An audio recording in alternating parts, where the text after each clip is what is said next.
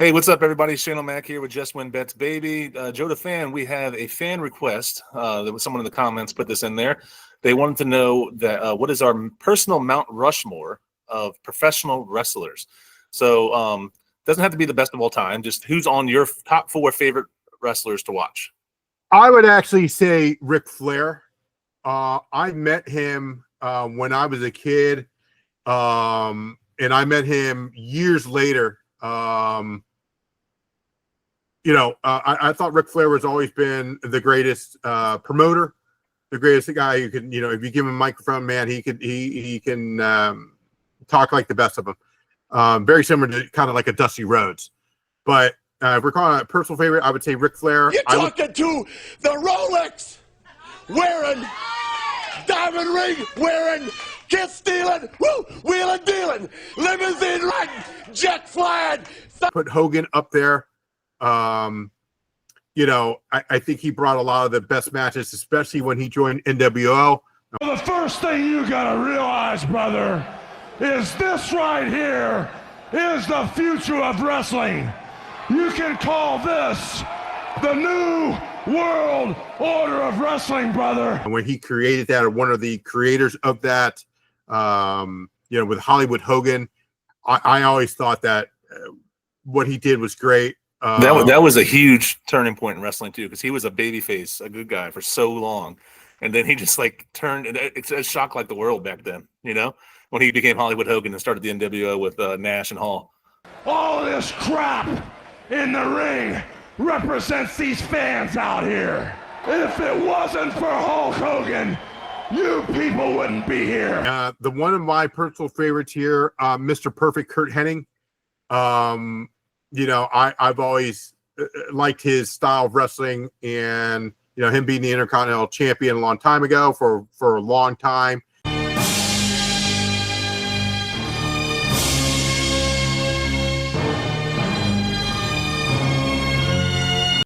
To me, one of my personal favorites, and there's only one, brother, Randy Macho Man Savage. Oh yeah, that's who I would pick. It's the Macho Man Randy Savage. I love me some Macho Man. He's just outside my top 4. If I could add a 5th phase to Mount Rushmore, he would be on it. But I love Macho Man so much. He had some crazy. Talk about promos. His promos are always so entertaining, and they get played all the time, still to this day. Cream Rises to the Top one. I listen to that randomly sometimes because it's so good. Shayna, before we get to yours, let me show you a pic. There he is. Oh man, that's awesome. We're talking about the great one, Ric Flair. I actually met him about 4 or 5 years ago again, and I showed him that. He remembered. We're talking about, I don't know, maybe in the 80s there when I took that picture with him. Great guy overall. He's always been. And my heart goes out to him. Well, he had some health problems a couple of years ago. Remember, he was really close. They were thought he was going to be on his deathbed, and he got out of it, and he actually wrestled again, hopefully for the last time, because he did not look the best shape there. But yeah, he's had some health problems over there. I mean, he's getting up there in age now. So, but I love Ric Flair, and like what you said is his promo skills were still unmatched to this day. That dude could talk with the best of them. A lot of people try to imitate him. Especially there was I think he went to TNA wrestling, where they had a wrestler. I don't remember his name, but there was a good skit where he was mocking Ric Flair, and I thought it was probably one of the best. Jay Lethal, that's his name. Jay Lethal. He does a great Flair impersonation. Great Flair, and I think honestly, the way that the acting, and I don't mean any disrespect to the wrestlers at all. It seemed to me when I was watching that, and Jay Lethal was just kind of caught in the corner there, and Ric Flair it looked like he was really pissed off. You know what I mean? And he was slapping him. It's like, hey, you know who you're in the ring with? You're in the ring with God. But yeah, I've always enjoyed all the promos of all these guys. But yeah, those are my 4. My favorite Flair line I quote Flair a lot. I've done it on X when I post my picks a lot, especially with the Panthers. I've been saying to be the man, to beat the man, you know. But my favorite Flair line is when he's talking about the women and how he compares himself to Space Mountain, the oldest ride with the longest line. I remember that. I remember that. He's got the best lines. Flair is on my Mount Rushmore as well. I think that's the only one that we overlap with, though. My other ones, because this is like when I was getting into wrestling, who was big at the time, right? So when I was getting into wrestling, my favorite, and he's my favorite wrestler of all time, is The Undertaker. I love The Undertaker. The Undertaker's the man. He stayed in character for so long that like people like were shocked. Like nowadays, he's doing interviews like as himself, like as Mark Calloway, right? But like that character, that aura that he had. When you hear that gong in the stadium, like it sends like goosebumps down your spine. Top rope, looking for the coast to coast here. No! Wait a minute. Wait just a minute.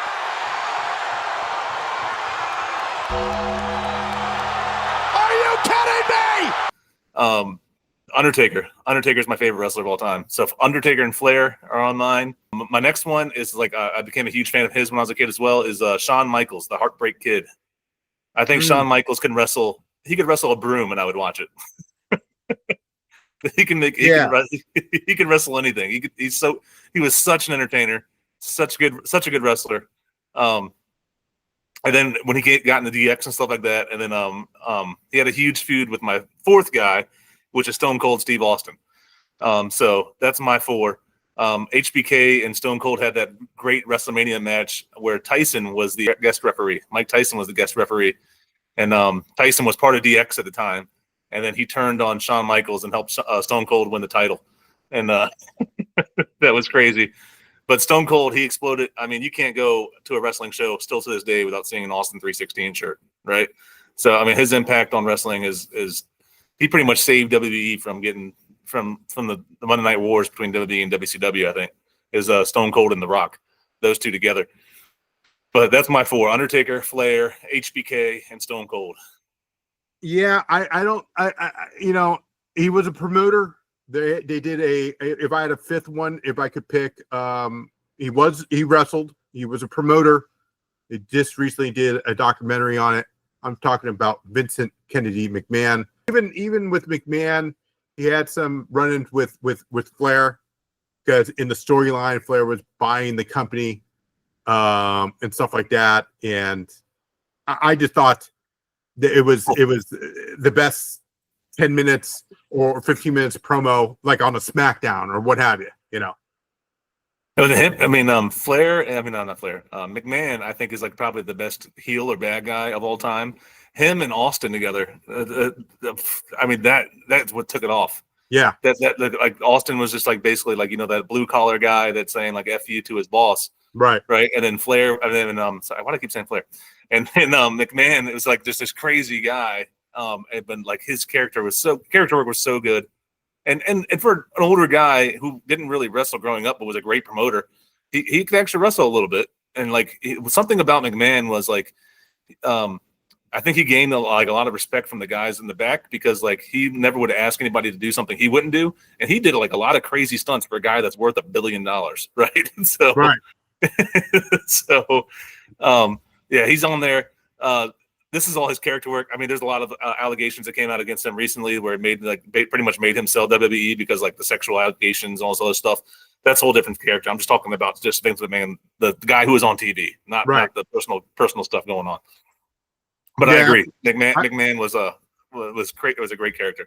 Did you ever see the Bob Costas? It was a show on HBO. Bob Costas had a talk show on HBO called Off the Record, where him and McMahon, and it was like really serious about McMahon was going to rip him a new one, you know, just going to rip his head off, questioning the business of at the time WWF, and then of course the start of the XFL.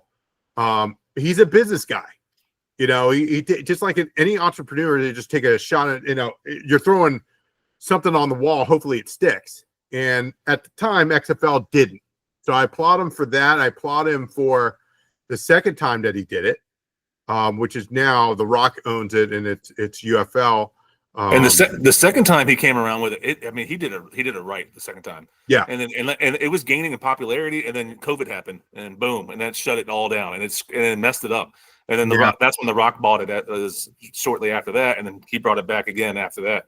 But yeah, I mean, Vince McMahon he's a true businessman, and he turned something he turned this wrestling, which was a regional thing, into this like global phenomenon. And like, you don't do that without some sort of business smarts and promotion smarts and marketing, right? So like, I mean, the guy is. Everybody says he's a super hard worker and like doesn't stop working, and like it shows to be able to do something like that. The best few hours or couple hours, you go to work, and not everybody likes their boss. You either you work for a guy. I know I really do know a guy who's pretty much the Lumbergh of bosses. Okay, hey, Joe the Fan, how you doing? What's happening? Yeah, if we can get you to come in on Saturday, I'm like, geez, everybody's had those kind of bosses. Did you get the memo about the TPS reports? Exactly. No, I didn't get the. So. Yeah, and that's why Stone Cold and him worked so well together too, and like you said with Flair and him too. But yeah. All right, fans. What do you guys think? Who's on your Mount Rushmore of WWE wrestlers? Who do we leave out? Who should be on there? Let us know in the comments. Like and subscribe. Help support the channel. And we thank you for watching. And we'll catch you next time.